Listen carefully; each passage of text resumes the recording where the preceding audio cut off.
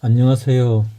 재미로 보는 생활역학 두 번째 시간 지지장간에 대하여 알아보도록 하겠습니다. 지지장간은 첫 번째 봄의 계절인 인월부터 해서 마지막 겨울의 달인 축월까지 12개의 달에 대하여 알아보도록 하겠습니다. 인묘, 진사, 오미, 신유, 술해, 자축까지 해서 봄의 달부터 겨울의 달까지입니다. 지지장간, 우주 대자연의 천간을 공간이라 한다면 지지는 시간을 말하고 천간에서 화학적 변화를 일으킨다면 지지에서는 물리적 변화를 일으켜 계절마다 절후마다 춥고 더운 것을 나타내고 여기에 의해 발생된 생장멸의 법칙에 따라 생로병사하는 것도 모두 지지에서 일어나는 일들이다. 그런가 하면 지지에서는 24절기와 5일마다 들고 나는 72절후에 맞추어 자연에서는 사변사색을 할 때 인간 역시 여기에 따라 철 따라 옷을 갈아입고 철 따라 심고 가꾸며 거두는 일도 모두 지지장간에 따라 하고 있다. 이것이 바로 천도를 따르는 것이요 천리에 순응하며 사는 인간사이다. 범사의 길흉화복은 모두 이곳에 있다는 것을 알 수 있다. 그러면 지지장간을 지장간이라고 말하기도 합니다. 지장간의 첫 번째 인월에 대하여 알아보도록 하겠습니다. 첫 번째 인월. 인월은 절기상으로 입춘에 해당이 됩니다. 인월 안에는 무병갑이 들어있습니다. 무토는 7일에 해당되고 병화는 7일에 해당되며 갑목은 16일에 해당됩니다.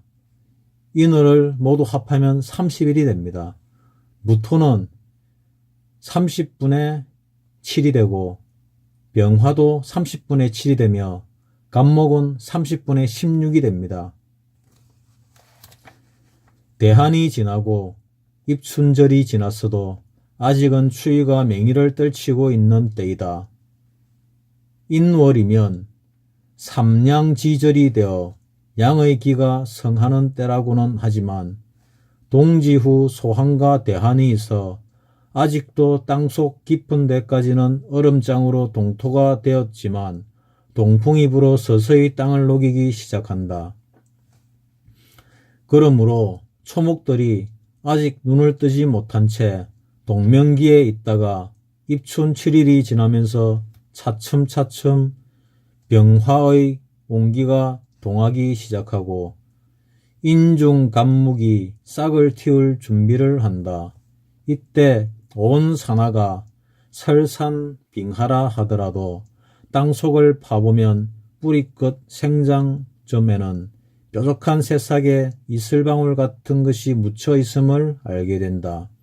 이렇게 나무의 뿌리에 붙은 생장점이 7일 동안 머무는 병화의 온기에 힘을 얻어 그때부터 땅속을 뚫기 시작한다.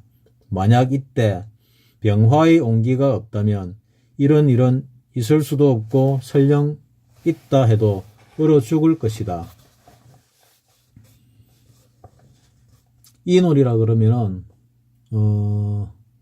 2월 초부터 3월 초까지를 인월이라 할 겁니다. 그러니까 매년 조금씩 달라집니다. 보통 달이 바뀌는 것이 빠르면 한 2, 3일경부터 늦으면 한 7, 8일경까지 달이 바뀌기 때문에 매해 다르기 때문에 그때그때 만세력을 보아야 알 수 있습니다. 병화의 온기는 지열이 된다. 지열이 높아지면서 새싹은 갑으로 서서히 자라기 시작하는데 갑목으로 서서히 자라기 시작하는데 이것이 16일 동안이다. 하지만 16일 동안에 나무가 모두 성장하는 것은 아니다. 다만 월동 기간 동안 땅 속에서 얼어 죽지 않고 생장점을 갖고 있는 것들이 모두 땅 위로 살아나오는 기간이 16일이라는 것이지 경칩이 되어도 이 일은 계속된다. 더구나 입춘 후 보름이 지나면 우수가 된다. 우수는 왕성하게 뿌리를 내리며 땅 위로 쏙 치솟고 있는 나무에 활력이 되도록 때를 맞춰 비를 뿌려준다.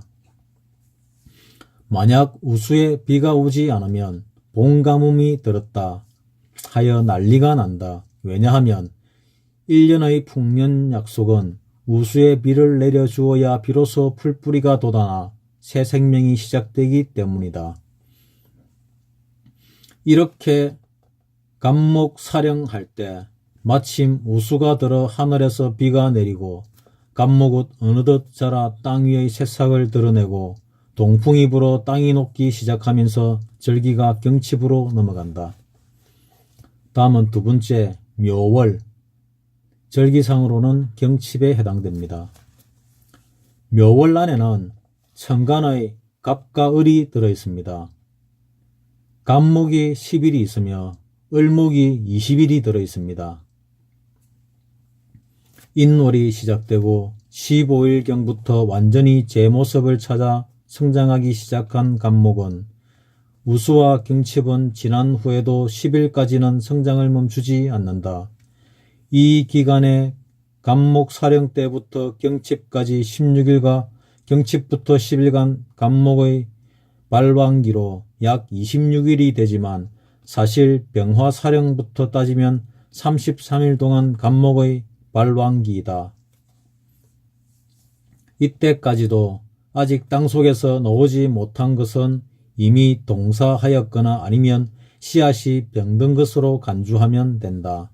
그런가 하면 아직도 겨울잠을 자고 있는 나무가 있다든가 또는 아직도 두꺼운 껍질을 깨지 못하고 있는 씨앗을 위하여 천간에서는 우레와 번개로 충을 일으켜 이들을 놀라게 해서 잠을 깨우고 있다. 그래서 경칩이 지나면 유난히 천둥과 번개가 많은 것도 이런 이유에서 비롯된 것이다. 그 자연이라는 게 참 오묘한 겁니다. 이 경칩이 돼가지고 싹이 돋아 나와야 되는데 나오지 않으면 천둥 번개를 일으켜 놀라게 만들어서 이 시기가 너희들이 땅에서 놓을 시기가 되었다고 알려주는 것입니다. 사주에서도 이와 같은 원리를 충이라고 한다. 그래서 충이라는 것이 모두 나쁜 것도 아니고 좋은 것도 있다는 그런 의미입니다. 충이라 그러면은 나쁜 것들이 많은데 나쁠 때 충을 받으면은 오히려 좋아지는 경우가 있습니다. 그래서 세상에는 좋기만 한 것도 없고 나쁘기만 한 것도 없습니다. 복숭아꽃이 방울방울 맺혀 피어나기 시작하는 때이다. 일간이나 월간이 충을 받으면 깜짝 놀라 반드시 어떤 변화의 계기가 되어 새롭게 발전하는 경우도 있으니 결코 충을 두려워해서는 안 된다. 충일 때 나쁜 일들이 많이 생기나 또 새롭게 발전하는 계기가 되니까 두려워하지만은 말고 긍정적으로 생각하여 좋은 점도 있다 생각하고 좋은 점이 나에게 많은 혜택을 줄 수 있도록 처신을 하는 것이 좋을 것 같습니다. 이렇게 하여 입춘 후 33일이 지나고 나면 목기는 왕절이 되어 온 산천산하가 푸르름으로 가득 채워지게 되는데 이때 목이 가장 많이 섭취하는 것이 수분과 염분이다. 특히 염분은 나무가 성장하는데 절대적으로 필요한 성분이다. 만약 나무의 성장기에 염분이 부족하면 가을에 검으로 열매를 맺는데 죽정이가 된다든가 아니면 병든 씨앗이 된다. 그래서 봄에는 바닷물이 수증기로 염분을 모두 증발시켜 나무에서 공급해 주고 있으므로 염전에서도 소금을 캐지 않는다. 봄에는 염전에서도 소금을 캐지 않는답니다. 이것은 지금까지 말한 대로 가을부터 겨울까지 금생수, 즉 염분을 갖고 있는 금이 겨우내 금생수하여 바닷물에 염분을 저장시켜 두었다가 봄이 되면서 수생목으로 바닷물을 공급해 주기 때문이다. 그리고 바닷물이 수생목으로 나무를 키우는 것이 아니라 바닷물 속에 있는 염분을 나무에게 공급해 주어 수생목하는 것이다. 따라서 자연히 봄에도 염도가 낮아 소금이 나지 않는다. 감목기가 왕성한 10일이 지나면 봄이 점점 무르익어 가면서 춘분을 맞게 된다. 이때가 되면 천둥과 번개에 놀라 늦잠을 깬 듯 늦게야 부지런을 떠는 놈들은 자기보다 몇천 배나 더 무거운 돌덩이를 밀고 올라오는 놈도 있고 두꺼운 아스팔트를 뚫고 기어 나오는 놈도 있으니 이것이 바로 목왕절 봉기의 근성이요 묘유충이다. 묘월의 기운은 상당히 강합니다. 그래서 만약 목왕절이 아닌 토기나 화기 때라면 감히 생각지도 못할 일이다. 이래서 어느 오행이고 본절의 기는 괴력과도 같은 무서운 힘을 갖고 있다. 하지만 경치부 10일이 지나면 서서히 을목의 기로 바꿔지기 시작하면서 나무가 늙어간다. 나무가 늙기 시작하면 이미 성숙을 마치고 꽃을 피울 단계가 되었다는 말인데 마침 이때가 되면 도화기가 발동하는 시기가 되어 처녀총각이 바람나는 것도 예사로운 일이 아니다. 봄바람이 분다는 것이 이때를 얘기합니다. 봄바람이 불면은 젊은 처자들 가슴이 울렁울렁 거린다는데 뭐 실제로 그런지 아닌지는 잘 모르겠지만은 이 책에도 설명해 놓고 봄이 되면 여자들이 처녀들이 바람이 많이 나는 것을 보면은 꼭 거짓말은 아닌 듯 합니다. 바람기가 동하는 것은 이미 나무가 성숙을 마치고 꽃 피울 단계가 된 것처럼 처녀 총각도 꽃망울을 터뜨리고 싶은 자연의 욕구 형상 때문에 일어나는 일들이니 무턱대고 막을 수만은 없다. 특히 춘분이 지나면 여자들의 옷차림이 가벼워지기 시작한다. 이것은 묘 중에는 갑을 단기로 된 도화, 즉 여자 본래의 자기 것인 춘기가 찾아왔으므로 춘풍을 만나면 금방이라도 꽃망울을 터뜨릴 만큼 강렬한 도화기가 접신되기 때문에 일어나는 현상이다. 다음 세 번째 진월에 대하여 알아보도록 하겠습니다. 진월은 절기상으로 청명에 해당이 됩니다. 을계무에 해당이 되는데 지장간 을계무에 해당이 됩니다. 을은 9일이고 개는 3일이고 무토는 18일에 해당이 됩니다. 진월, 봄은 무르익어 청명이 지났는데도 을목 도화기는 여전히 강해 9일 동안이나 계속된다. 묘목 사령 20일과 진중 을목 사령 9일을 더하면 29일이나 근 한 달 열흘 동안 을미 기가 왕성해지면서 고구기에 고구물이라 하여 3일간 개수로 비까지 내린다. 이때 내리는 비는 앞으로 18일 동안 펼쳐질 무토대지를 거름지게 할 단비이다. 이렇게 되면 무토대지는 기름진 옥토로 광토가 될 때 그렇게도 기세등등하던 목기는 점점 쇠하기 시작한다. 보리 안 팬 삼월 없다는 말처럼 촉촉한 대지 위에서는 보리삭이 오동통 알배기를 시작하니 농부들의 일손은 본격적으로 바빠지고 무지개가 나타나기 시작한다. 이상이 진월에 해당되는 것입니다. 진월은 절기상 청명입니다. 다음은 네 번째 4월에 대하여 알아보도록 하겠습니다. 뱀사자 4월, 절기로는 입하에 해당이 됩니다. 4월 사 안에는 무경병이 들어 있습니다.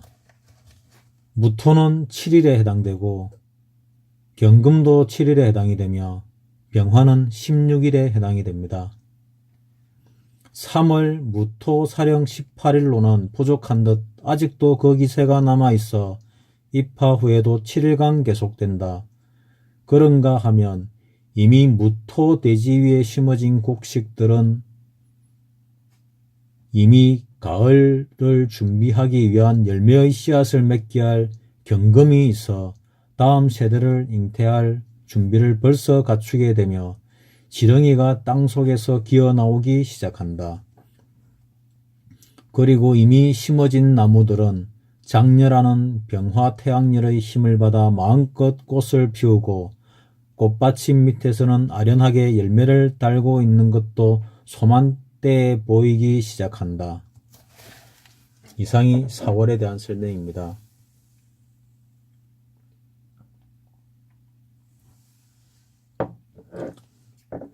다음은 5번째로 5월에 대하여 알아보도록 하겠습니다.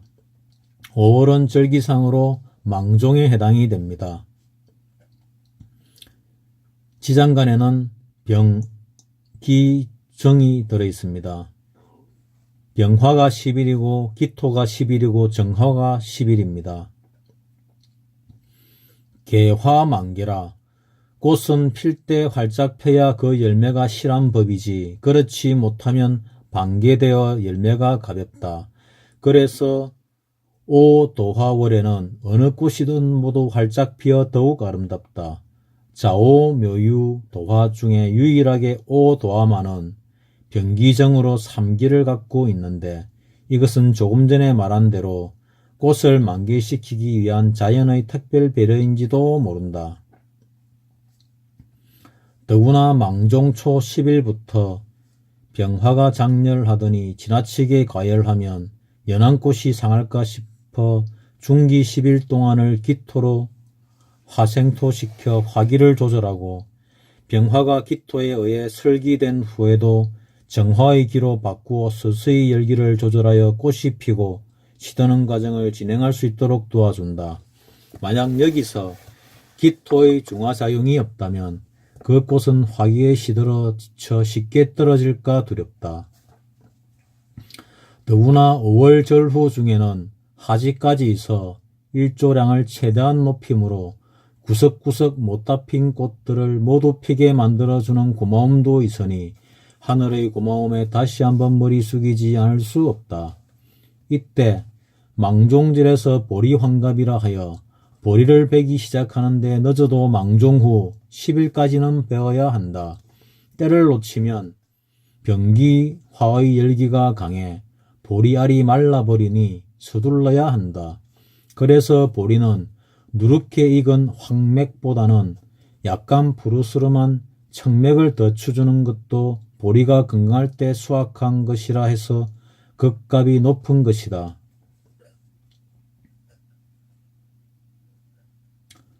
제주도 가파도에 가게 되면은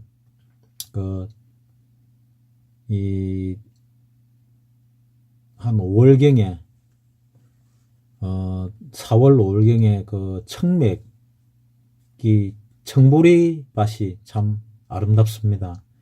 조그만 가파도 섬에 조금만 더 가면 마라도가 있는데 가파도와 마라도의 어원에 대해서 알아보니 참 재밌더군요. 청보리 구경하러 다녀온 적이 있습니다. 제주도에. 거기에 어떤 부자가 있어서 돈을 많이 빌려줬는데 사람이 워낙 좋아서 가파도 좋고 마라도 좋다 해서 섬 하나를 가파도라 그랬고 또 다른 섬 하나를 마라도라고 했다고 설명되어 있더군요.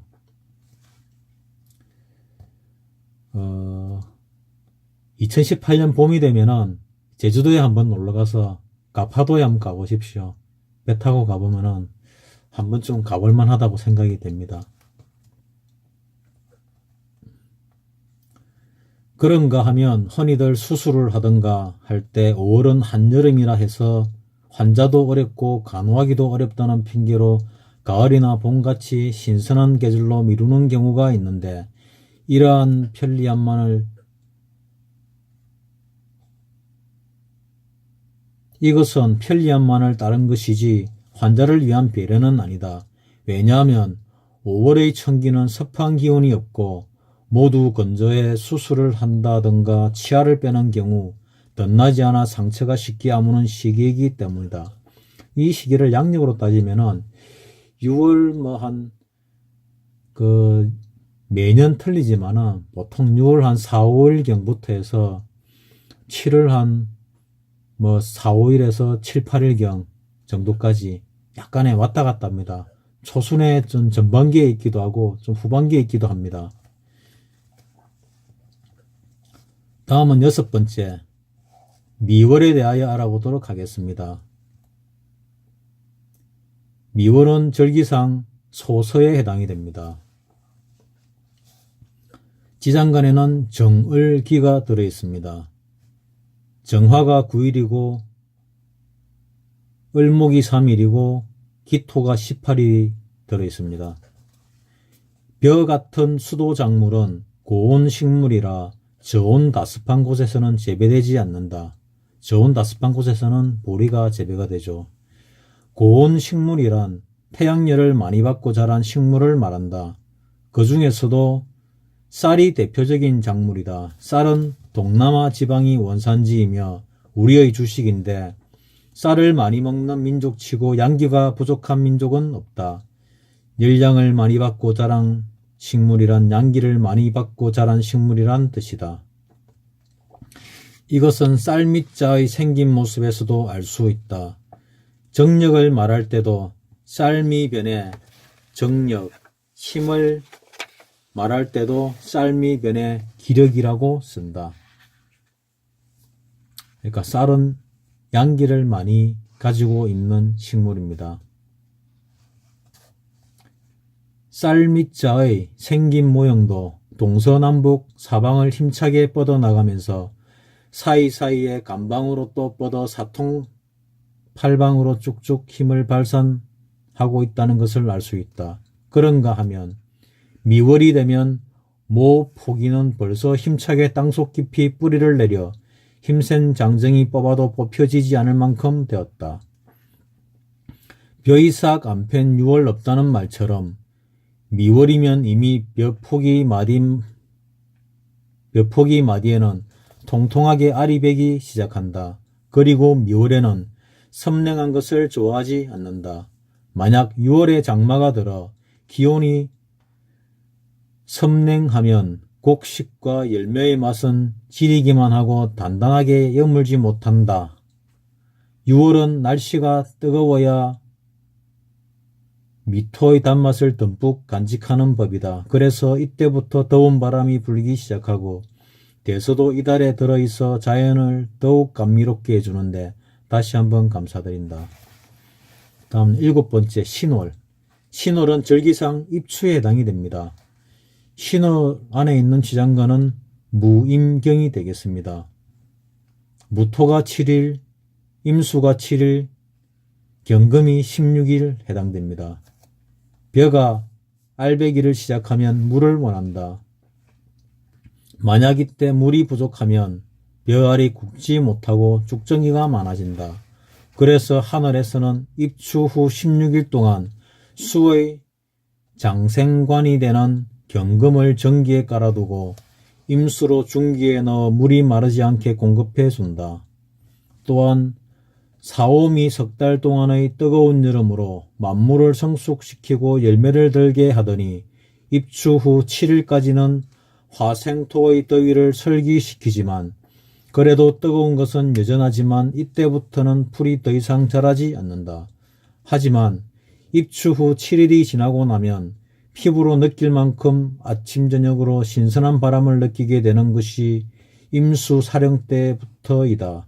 이때는 과일이 붉어지기 시작하며 이미 미일의 맛을 들여놓은 것을 신월에는 단단하게 하여 처서가 시작되면서 핵과일 맛을 제대로 나기 시작한다.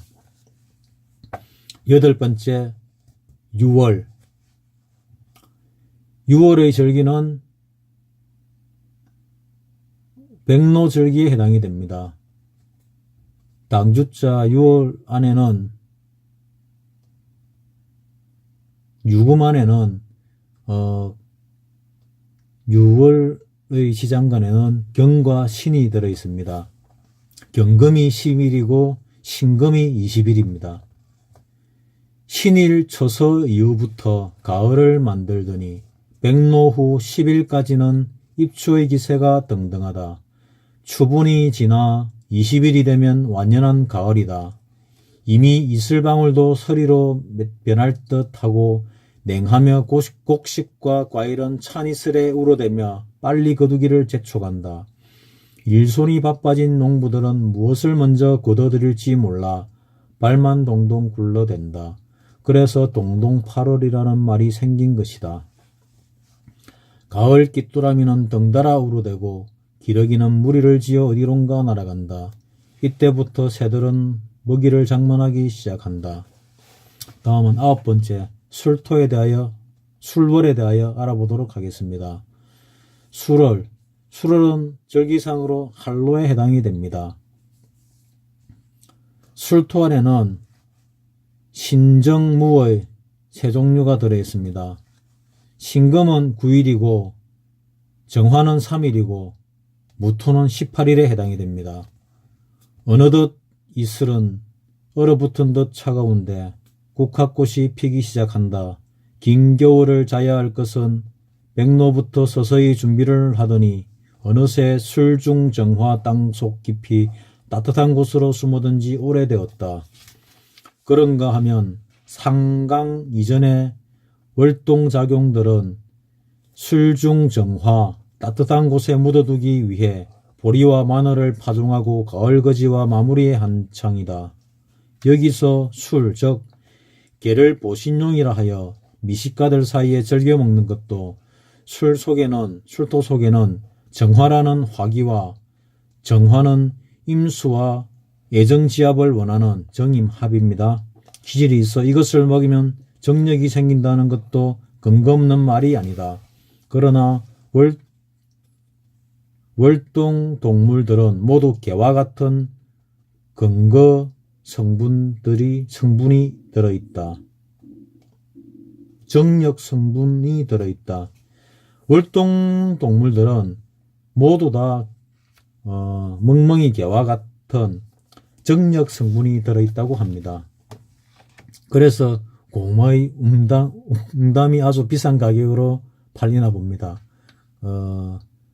곰도 월동을 하지 않습니까? 다음 10번째로 해월에 대하여 알아보도록 하겠습니다. 해월은 절기상 입동에 해당이 됩니다. 무갑임에 해당이 되며 무갑임을 가지고 있으며 무토가 7일, 갑목이 7일, 임수가 16일입니다. 해월 대지는 이미 상강 이후부터 찬기온이 가득하더니 땅이 얼기 시작하고 입동이 되면서부터는 제법 겨울을 제초하기 시작한다. 입동비가 내리면서 추위를 불러들이고 땅속 깊숙이 묻어둔 내년의 입춘 갑목의 씨앗을 위해 임수 봉기는 수생목하는 데만 힘을 쓰면서 어머니의 도리를 다하고 있다. 그래서 씨앗의 종자에는 핵과 같은 눈이 있고 여기에는 항상 촉촉한 물기가 배어 있는 것을 알 수 있다. 이것이 바로 임수이다. 만약 임수가 없다면 씨앗의 눈은 말라버려 이듬해 새싹을 트이지 못한다. 다음은 11번째 자월에 대하여 알아보도록 하겠습니다.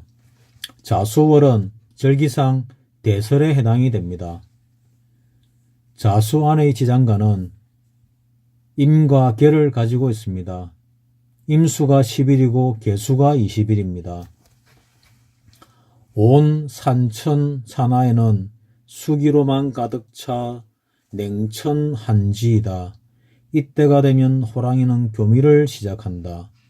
봄부터 여름과 가을을 지나오는 동안 산하는 높고 낮은 굴곡과 앙상한 뼈만 남은 듯 알맹이는 모두 빼앗겨버려 임계만 남았다. 이것이 수이다.